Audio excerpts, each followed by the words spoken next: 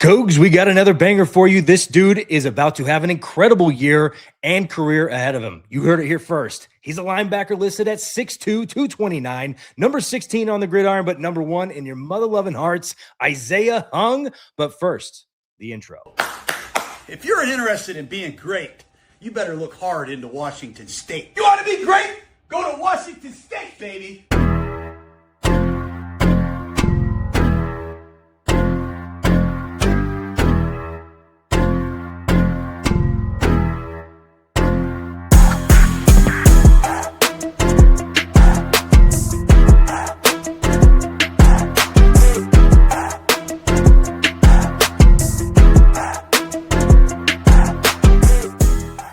Welcome to Up West Sports and the Palouse Playbook Podcast. We are joined by none other than Isaiah Hung. Everyone's been talking about this guy. We have to get him on here. We have to understand his journey, who he is, and I promise you, circle his name. You're gonna see a lot of cool stuff from this guy in his career. Isaiah, thank you so much for joining. Love to have you on. Want to know your journey, my man. That's where we're gonna start. Your journey. Going, committing to South Dakota State, going through the whole Jimmy process, getting through all that, and then finding your way to the Palouse. I want to understand more about, what was high school Isaiah Hung like, and how did you get all the way to Pullman? Also, I appreciate you having me on this again.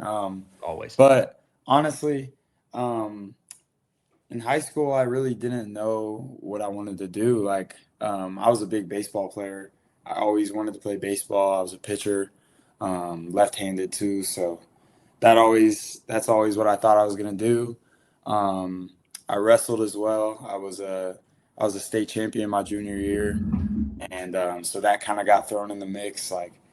It was always whatever season it was is whatever sport I wanted to play in college. So I would say really my junior years when I started figuring out that I thought I wanted to play football.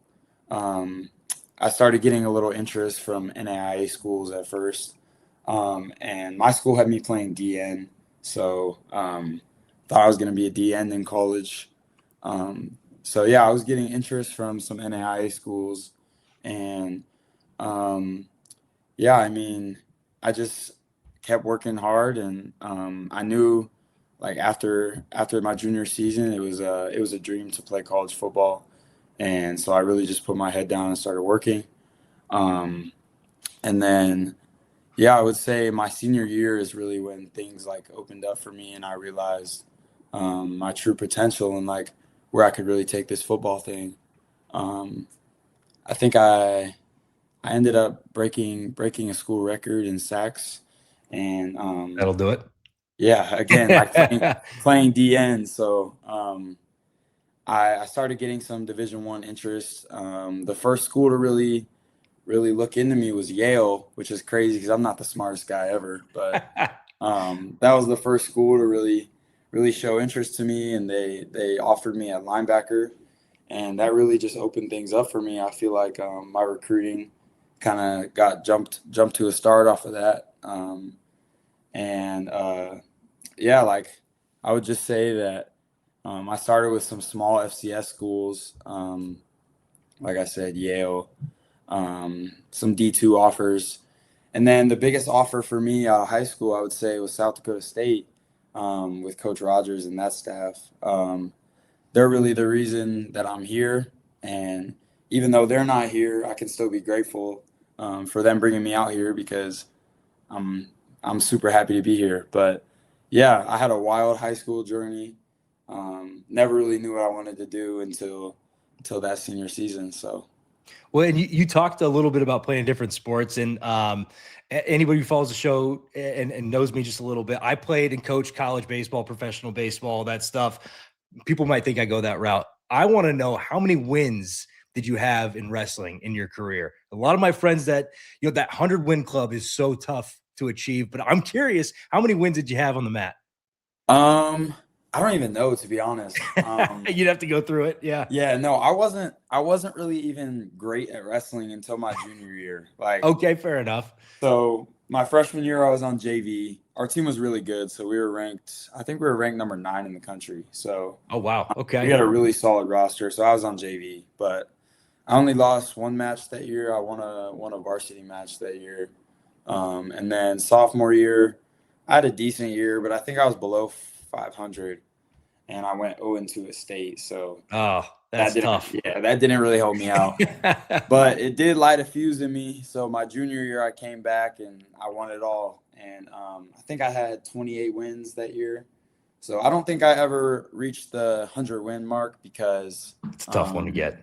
Yeah, but I also early enrolled my senior year, so I didn't get the chance to wrestle that year, which sucks. But it was also a decision I'm pretty glad I made. So I think we're all thankful that you made that decision because it landed you here. You're here. But I was always curious because my knowledge of wrestling is little, but I grew up and have some good friends from Pittsburgh, and wrestling is king there. Mm. Always talked about that in the Win Club and how much that meant to them. Yeah. Speaking of Pullman, speaking of how you got here, Pullman, Washington, and especially Coach Moore had to win you over in this transitional period. What was that like for you? Obviously, Jimmy, who you got to know very well through this whole process, he's taken off, but you decided to come back to Pullman. What won you over in that process? Honestly, I would just say it was really the people. Like, being from Kansas City, Missouri, it's 1,600 miles away from here. Like, I didn't really think I was gonna end up back out here. When Rodgers announced he was leaving, I really thought I was gonna be in the portal, not coming back here. But Coach Moore and Coach Bray made it a priority to talk to me before I could make any rash decisions, and I feel like they just really showed me some love and really made me feel wanted. And I felt like throughout my recruiting, it was kind of like not really me making as many decisions. Like, I didn't plan to come out here, but Rodgers offered me a spot, and like that was who I was committed to. So I came out here, but it was just like it just felt good to make my own decision and decide to stay, and really just buy into these coaches because these guys really know what they're doing. And I feel like playing under Coach Moore and Coach Bray is probably going to give me the best opportunity to achieve my dreams, which is playing in the NFL. So, and you have so many great coaches on this staff. This staff is just chock full. I've heard nothing but great things from Coach Hardman. Coach everybody has just been gassed up because I feel like there's a real energy going into this new 2026 season with everybody new for the most part. But I did want to single out just for a minute and isolate Coach Moore and Coach Bray for a second. What has their leadership meant to you in this kind of short time? Since January, December. You have this brand new coaching staff. What has that leadership meant to you, and kind of how have you vibed with them? Starting with Coach Moore, he's a different kind of head coach. Like, I've never really seen a head coach like him. He's really interactive with his team, like with us. I didn't know it was normal for head coaches to be sitting in the lunchroom with us, eating our food and sitting at our tables and talking about the crap that we talk about as college students. Like, honestly, it's unreal to me. Like, he's really a people's person, and I feel like that just helps for us to be able to buy into him even more. Like, knowing that he's not just like a dictator of the team, like he's actually a person and like likes to connect with us and get to know us outside of football.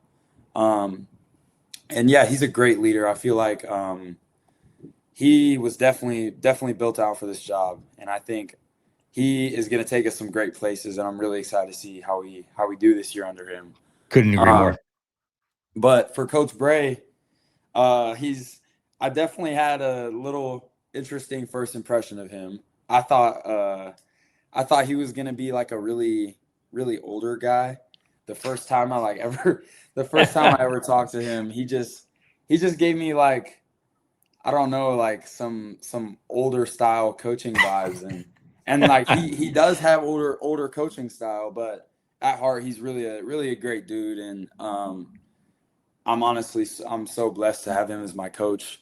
He pushes me every day, on and off the field, like with my weight gain. I started this year at 210, in January, and I'm 230 right now. So Let's go. that Keep dude's firing it up.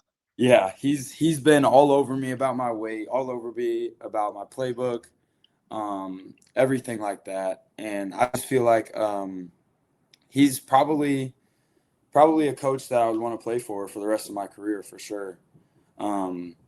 Like I said before, like I think that he's a coach that could take me to the next level, and yeah.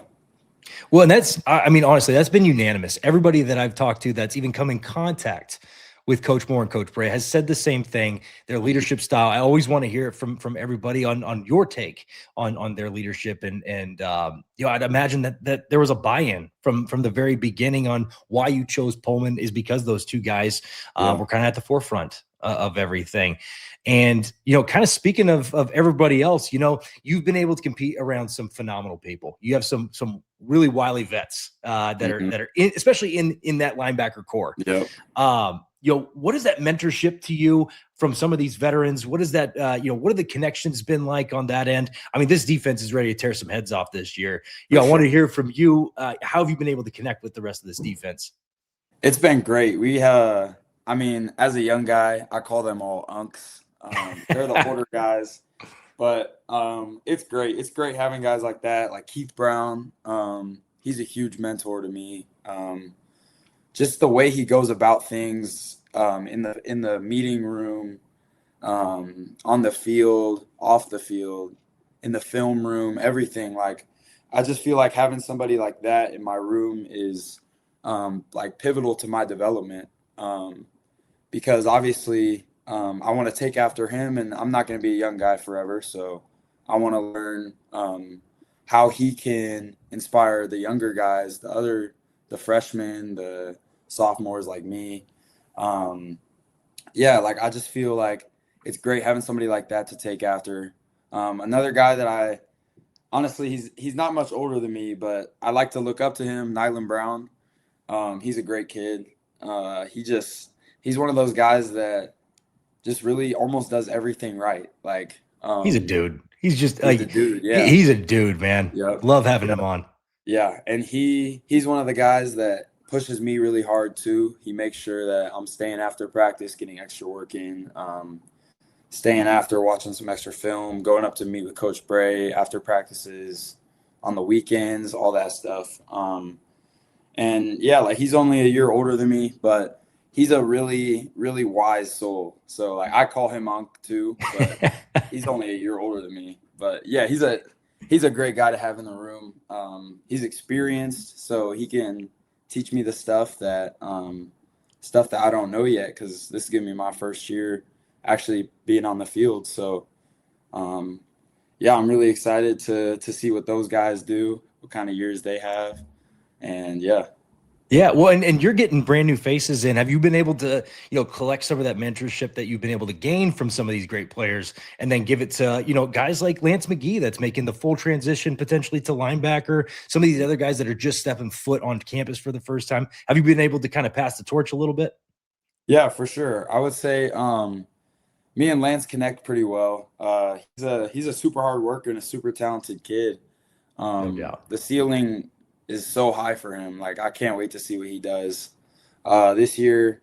I would say I'm gonna be on his tail about staying extra and working with me and Nyland after practice, and getting extra work in, because I know how great he can be.